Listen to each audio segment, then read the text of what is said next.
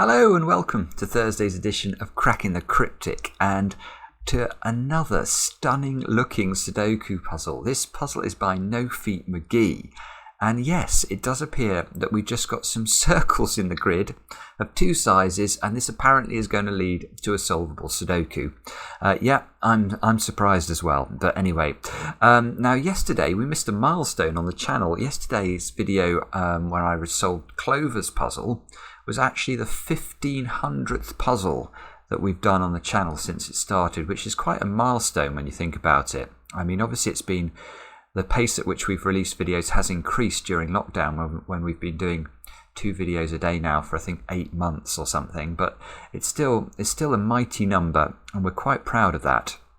Now today's puzzle we've got to thank Glum Hippo for, because he recommended it and Mark's tested it and he agrees with Glum, or is that Glum or Mr. Hippo? I don't know. He agrees with the recommendation. Apparently this is a cracker, and in fact I'm told this is a sequel as well. I did a puzzle back in June on the channel by No-Feet McGee called Build Your Own Killer Sudoku, and this one is called Build Your Own Thermo Sudoku.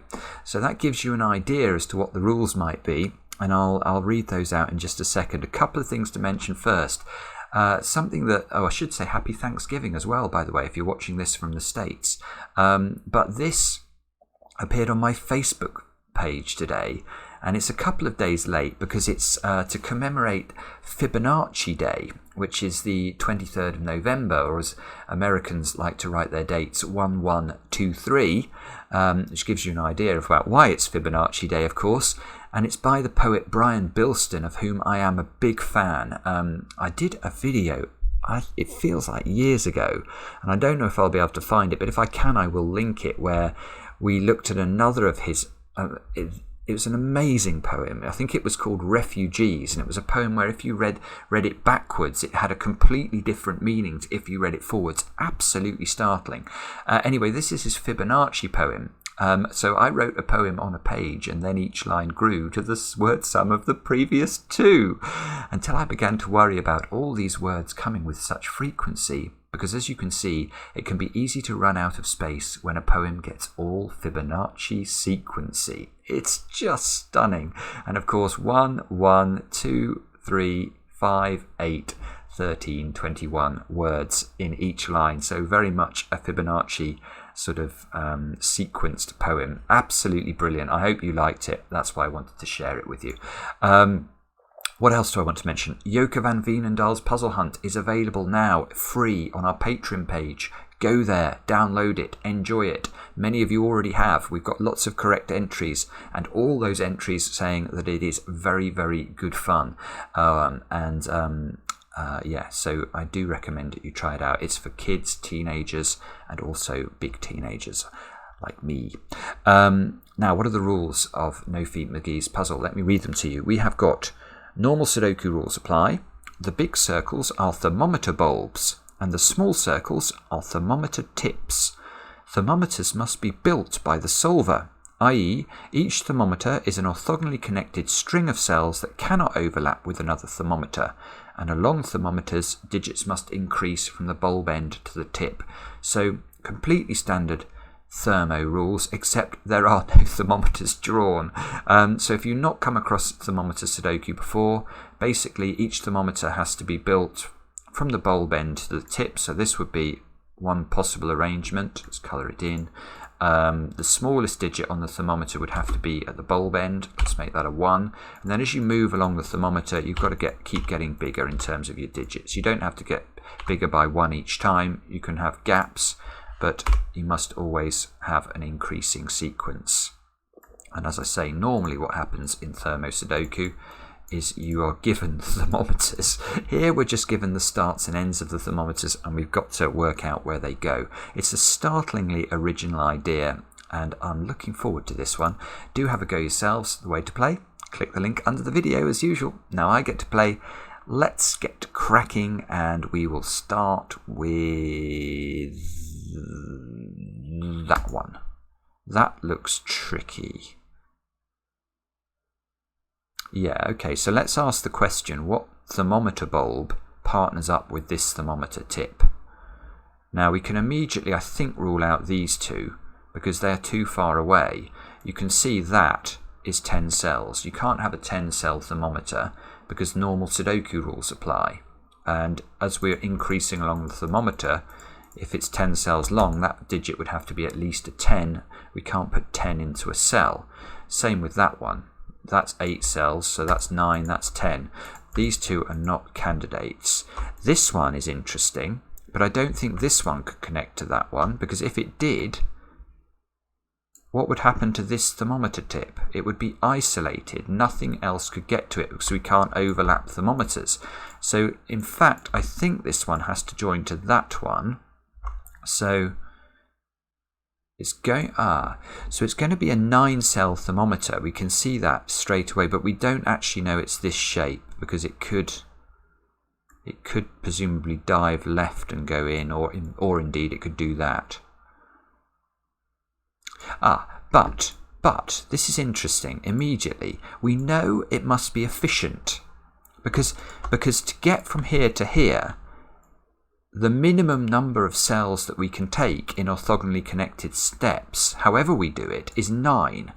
So when I say it has got to be efficient, I mean each next step along the thermometer must either be a vertical movement or a leftwards movement. What we can't do is that, for example. Now, if that's the case, the first few cells are forced. So at least to here it's forced. This must be part of this thermometer. That must be part of the thermometer. That's self-evident. And what we don't know is what it then does. But we do know some digits. That must be 1, 2, 3, 4, 5, 6. That must be 9. And then we've got a 7 in one of those two, and then 8 in one of these two. And we've got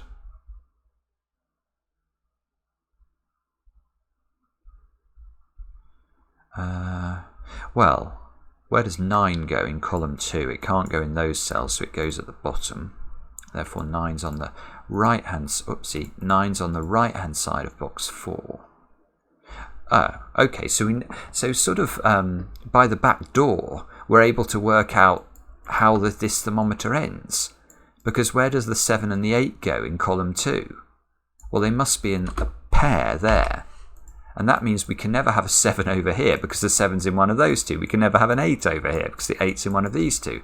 So this is 7 and 8, and it's definitely not going to go 8, 7 because that will break the rules of Thermo Sudoku. So that is the arrangement of our first thermometer. And now look, we just get this one straight away. These two have to connect directly, so that will make those blue. And we don't know much about these though. At least I'm not sure. I don't think we know much about those. I can't see anything. And that's a bit disconcerting because that means we're going to have to look. What do we have to look at this one? The reason I've picked this one, I mean, it should be fairly obvious, but I'm trying to pick thermometer ends that are as far away as possible from the bulbs. So if I pick that one, that could be reached easily by 3 bulbs. This one could be reached easily by 2, possibly by that one, I'm not sure. This one is easily reached by 2. This one, I'm not sure it can ever reach that one. Let's check. 1, 2, 3, 4, 5, 6, 7, 8, 9, 10. No, so this one is not a candidate for that end. So this one is connecting to one of those two.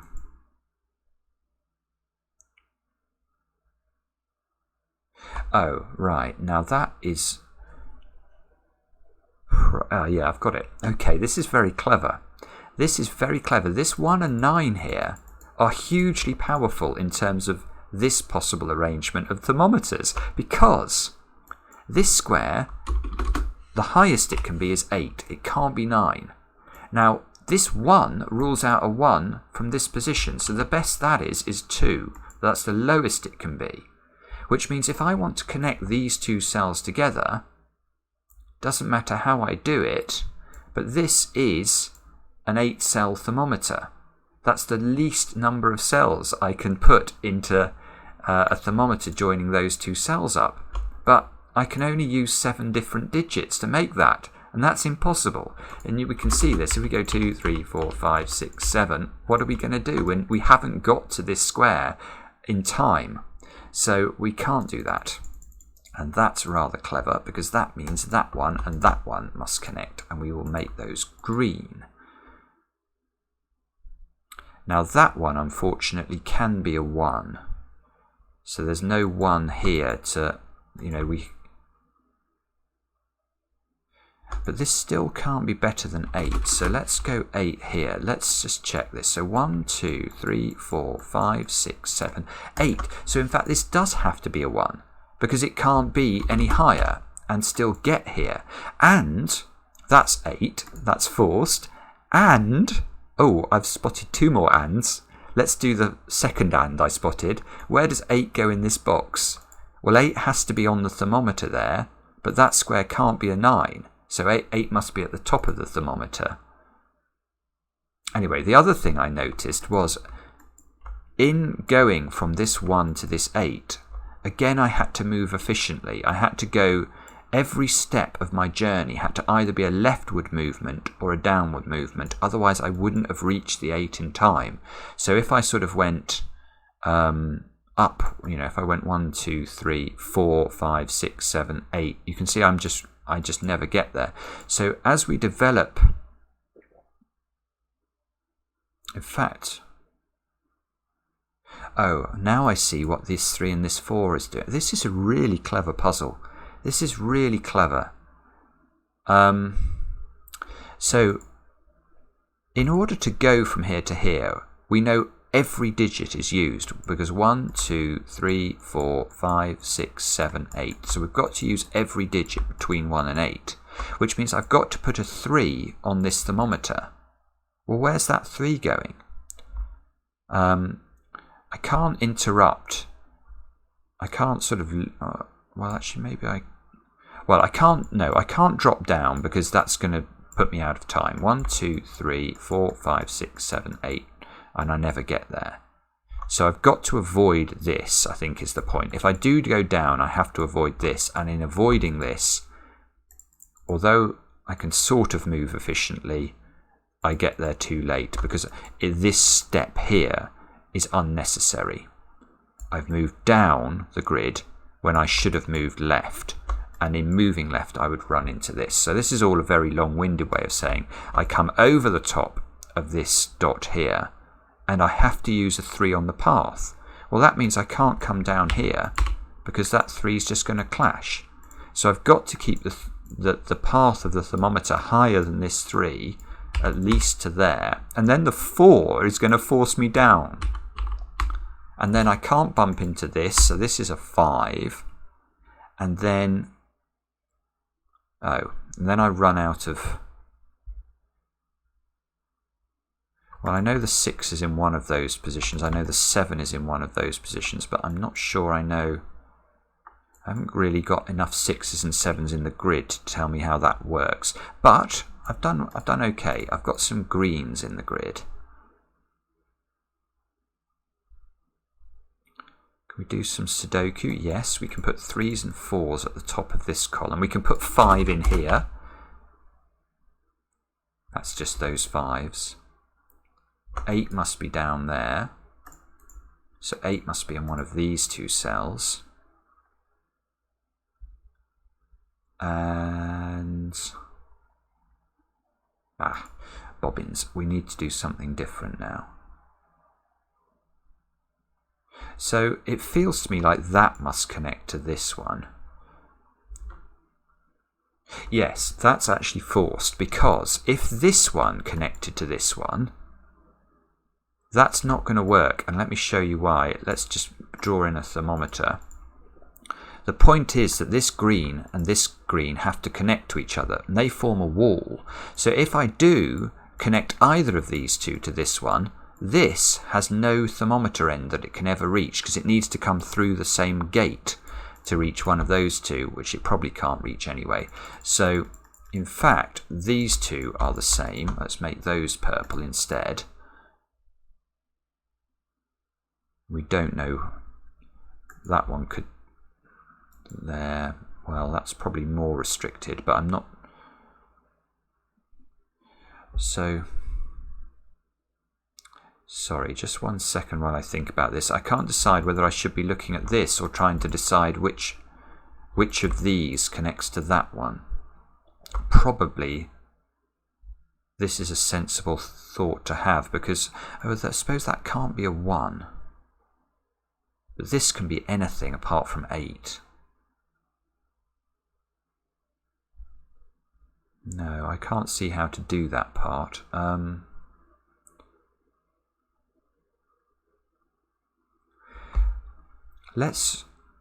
My inclination is to try and prove this and this can't connect,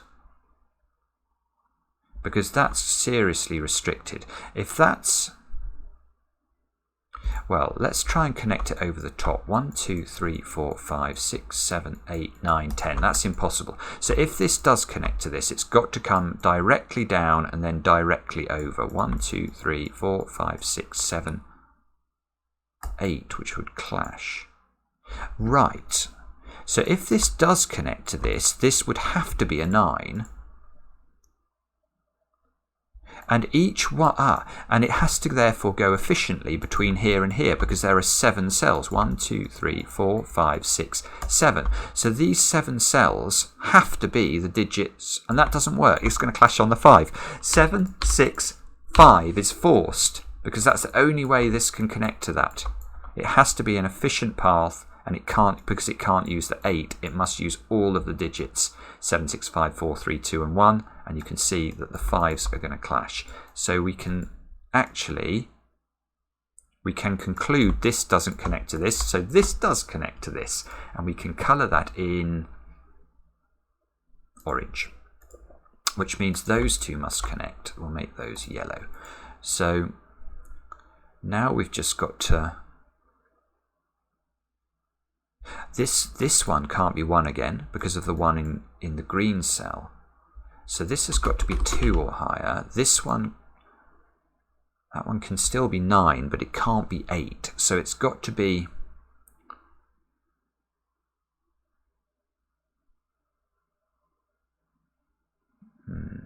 So if this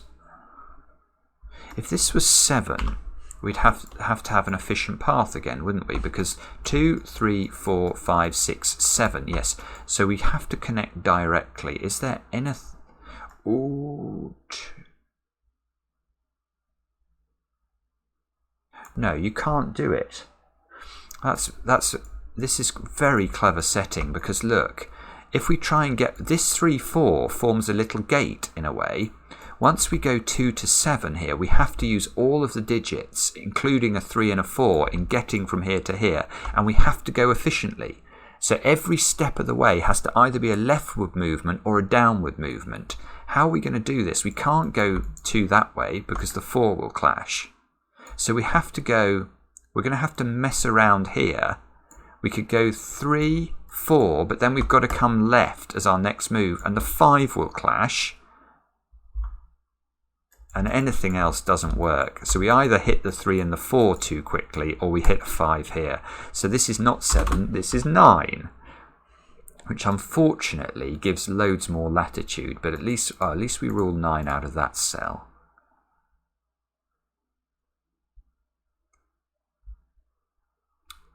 Yeah, we can't come over the top, there's too many cells. So we've got to go through this little gateway of 4 cells here. So what can this be? I don't think this can be 5. If that's 5, that would be 6, 7, 8, 9, 10. That doesn't work. So this has got to be 2, 3, or 4. And it's got to...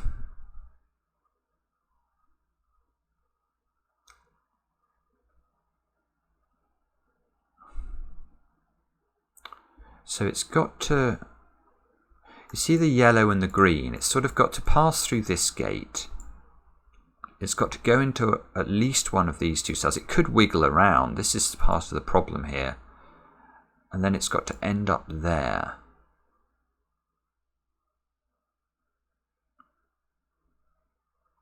But maybe if we... Maybe Sudoku comes to our rescue here, actually. because of the 1 and the 2 there. 2. I'm not sure, but I think there is a problem if this is orange, because that's going to force the thermometer to jump up over the grid there. 8, 9, 8, 7. No, yeah, this breaks. Okay, so let's look at this square. Can this be an orange square? I think the answer is no. And the reason is that once we make this square orange, it can't be a 1 or a 2 because it's too far along the thermometer path. So where do you put the 1 and the 2 in box 5? You've got to put them in those squares. Now, how do we connect now this orange to the 9? It can't come through a 1 or a 2. So the only way is going to be to do something like that. And now look, we've got a massive problem because 9, 8, 7, this square here can't be any higher than a 5. That's the absolute maximum I can make this square. Now, if this square can't be any higher than a 5, this square has what option? It can't be. It's got to be less than 5, but it can't be 4 or 3. So the best it is 2, and then it can't connect to that 2. So this doesn't work. This square is not orange. And if that square is not orange, which one of these 2 squares is orange? Because we've got to come through this gateway somehow. It's got to be that one. So that's orange. This is not orange. So if this is not orange, this must be orange. Oh, this is very weird the way this works. But this, Now this looks like this is the start of the thermometer, but it might not be, I think. It's possible that dips down and does a sort of, that sort of thing. Because although in a snake puzzle, normally you can't orthogonally connect your snake. Don't let your snake touch itself orthogonally. Unfortunately, thermometers can touch themselves orthogonally. So if this was 2, 3, 4, 5, that couldn't be 6, 7. Oh, that doesn't actually work because of this. That's clever. So if this was 2, 3, 4, 5, this cannot be a 6, so it would have to be higher than 6 because this can't be less than 5. Once it's higher than 6, it can't get to the 9 because 7, 8, 9, 10. So it doesn't wiggle around. We don't have to let our thermometer touch itself orthogonally. In fact, we mustn't let it. So this does go directly. So this square is... Okay, so this square must be 3, 4 or 5 then. And this square must be 4, 5 or 6. And it can't be 4 or 6 because they're both looking at the square. So that's a 5, which means that can't be a 5, so that can't be a 4. 5 must come down here. Oopsie. 5 must come down there by Sudoku.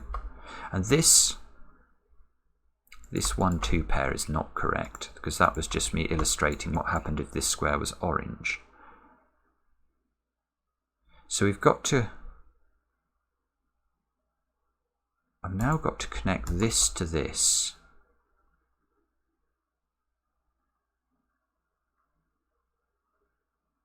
But I still can't, it doesn't matter, I still can't take this square because it breaks the 1s and the 2s. So what's the next move for this thermometer? It can't be up, because if it's up, it would go 5, 6, 7, 8, and then it can't connect to the 9.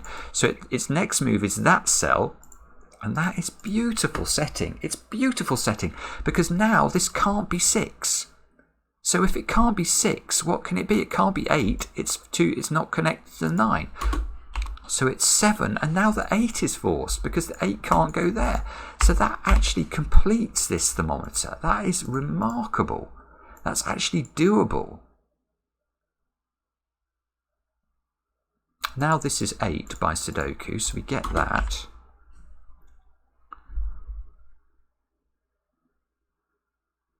Eight must be in one of those 2 cells at the bottom. 7 must be in one of those 3 cells at the top. 9 must be in one of those 2 cells. 9 must be in the corner there of box 3. 9 is in one of those 2 cells, I think, in box 6.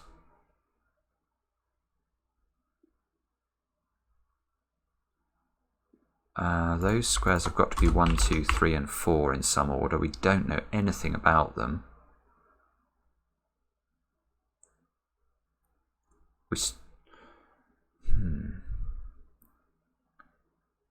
Fours, threes, eights.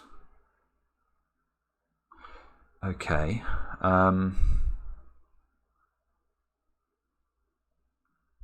Nine's here, look. That forces that not to be a 9. So the 9 must go up there. These two squares are 6 and 7.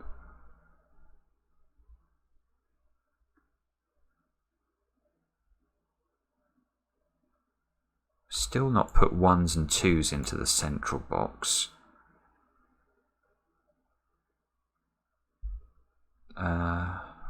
Twos. And we've still not actually finished this. We've not connected. We've not connected our green snake. Our green thermo, not snake. No, we've not connected the green thermo. And we need to do that. This is very beautiful. So this being a 6 or a 7 is problematic. We can never go to this square with the thermo. Because if this goes down and then takes this square, this will be a 6. And now what do we do next? The answer is nothing. We've broken the puzzle. Because we can't put the 7 here, because then this square would have no value. It can't be 6 or 7. And we can't put the 7 here, because the 1 and the 2 in box 5 would have to go into these two squares. And now if this is a 7, this square has to have dual personality. It has to be a 1 and a 2 at the same time. Well, it can be one of them, but not both. It is not a Schrödinger cell. So we can go back. This is not green. This must be green. And therefore it's a 6, because it's the next number on the thermometer. Therefore that's the 7. That's also green. The 7 fixes the 6. That fixes the 7. That fixes a 7 here by Sudoku. So this becomes a 1-2 pair, which is good in that it actually works. 6 must be in one of those cells.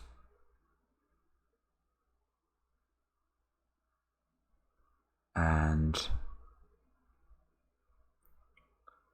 this box needs 1, 2 and 6 into it to finish it off. And what else? I suppose we've got a 1, 2, 6 triple there. So those squares are forced. They're 7, 8 and 9. Let's get rid of the corner marks. That means these squares are forced. They've got to be 3, 4 and 6. That can't be 9.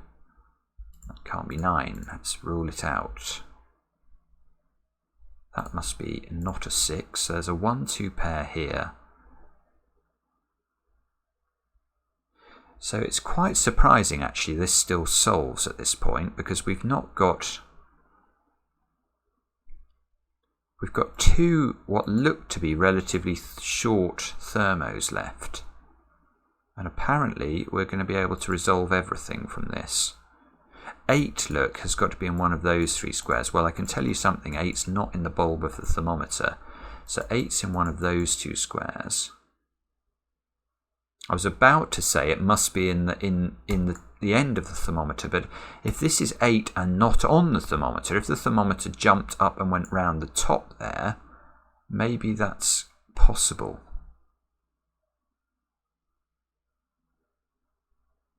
I'm not sure. So probably I'm going to look at this one, I think. Right, okay, well here's some immediate news. If this is not 9, what on earth can it be? It can't be 8, 7, 6, 5, 4 or 3. So if this is not 9, it's 2. And that's definitely not going to connect to that in any meaningful way. So this is 9. Which means that's 9. Which means one of those 2 cells is 9. Ah, that's interesting. Because if one of these squares is 9, we can't, the path from here to here cannot go through both of those cells. So maybe we can look at the 1, 3, 4, 5 into the top. That's not 1, that's not 5, that's not 1 either. So 1 is in one of those two cells. And again, that means we can't, whichever one of these is 1, we can't go through. So if the 1 was there, that would be, we'd have to duck underneath here. But surely that's a problem with all of this stuff in... That can't be 1. So this is a minimum value of 2. So I was just wondering how this could come right. That's possible. If it doesn't come right, it's got to go down.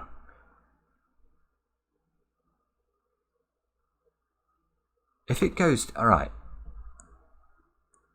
Ah, no, this is broken. This is broken as well. It's so clever. It's ridiculously clever that this solves. But I think I now understand what this thermometer does. Because if it drops down to here, the problem is what's its next move. This move is possible because this could be an 8. But if it goes down again, what on earth is this square? Well, by the same logic we did earlier, it can't be 7, 6, 5, 4 or 3. It would have to be a 2 and then that thermometer's broken. So it doesn't go down. It must come here. Now, the moment it comes here, the problem is that the 9 gets shifted into that cell in the middle, because obviously you can't put a 9 in the middle of a thermometer. And now how do we connect this all up to there? We can't come via the 1, so we're going to have to drop under the 9 and do this. But now there's nowhere in this box for an 8. You can't put an 8 anywhere on this thermometer, and there's nowhere for an 8 up there. So this doesn't work, and that's great because it means that square is purple, and therefore it's not a 1, which means the 1 goes here. This is not a 1. Given this has to be 5 because it's too far away to be anything else. Given this has to be 2, 3, 4, 5 would be the minimum. So that's 5. We need to put 4 and 3 on the on the thermometer. That's not 5. That's not 5. Well, and we know that this is 2, and we know it can't be 3, 4 like that. That would break this and not allow a 9 on. So we can't come down here, so we must take this square, which means this is a 4, this is a 3, this is a 9, and we cook with a little bit of gas all of a sudden. That's a 9 by Sudoku. That's a 6 by Sudoku. Let's do some tidying up of pencil marks. Oh, that flurry of activity looks like it's burnt itself out rather prematurely. 3 here means that becomes a 2. No 2s over there. No 6 here. Ah! Okay. So what do we do next? Well, one thing we should do is fill in that purple so we feel we're making pretty patterns.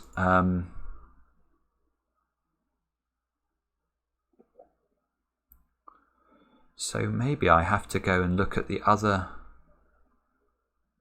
thermometer now. So let's have a look. We've got 1. We can't put 1 at the end of a thermometer, so 1 must go there. That's important, actually. Now let's have a think about how this yellow moves. The yellow now has to take this square, because it can't have a 1 in the middle of its thermometer. Now once it takes this square, one of these two squares is an 8. Well, it can't be this one anymore because then that would be a 9. So the logic sort of works out. We get the 8 here. That fixes a 7. That fixes an 8. That fixes a 6. That fixes an 8. Fixes a 7. Fixes a 7 by Sudoku. 3, 4 and 6 into those squares.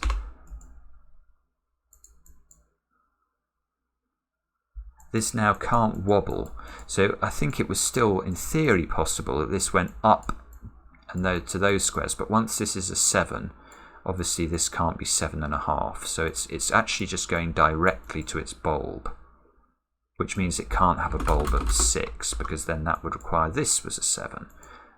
That gives a 3-4 pair in column 9, which places the 6. That places the 6 by Sudoku. We've got a 3-4 pair, which makes that a 5, as does the fact it's the only gap in this column. That's a 5 by Sudoku. And I'm sort of hoping that we're closing in slowly on a solution here. That's got to be a 1 or a 4. We've actually...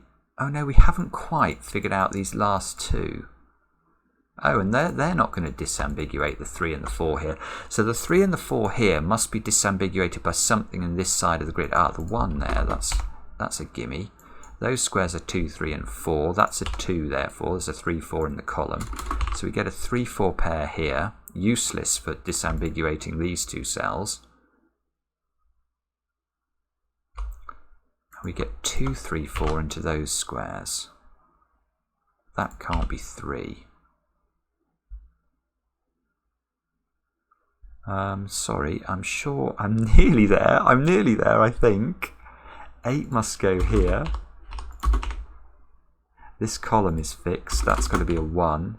That's a 5 because the 2, 3 must move down to there. Which means this square is a 4. Now that bounces back up here, fixes lots of things.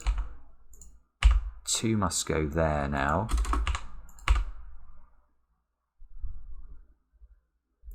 Oh, that felt like it was important, but it's not resolved everything. So let's have a look there. That's 4. Oh, look, this is 4 and 5, and there's a 5 here. So 5 must go in this one, 4 must go in this one. This is 6 and 7, which is resolved. The 6 fixes the 6. That gives us 1 on this thermometer. Ah, and that gives us 4 here. And the 4 does disambiguate these last bulbs over here. So that all gets fixed. That's a 2, 3, 1. We click check. Yes. Brilliant. Absolutely brilliant. A completely original puzzle. I've not seen that before, where somebody's just put bulbs and the ends of the thermometers in. And to make a puzzle that's solved that with that much panache is really something. So this is a great Sudoku. I hope you enjoyed it just a bit as much as I did. Let me know in the comments. I'm sure the constructor would love to get some feedback on this because they deserve it. And thanks for watching. Back soon with another edition of Cracking the Cryptic.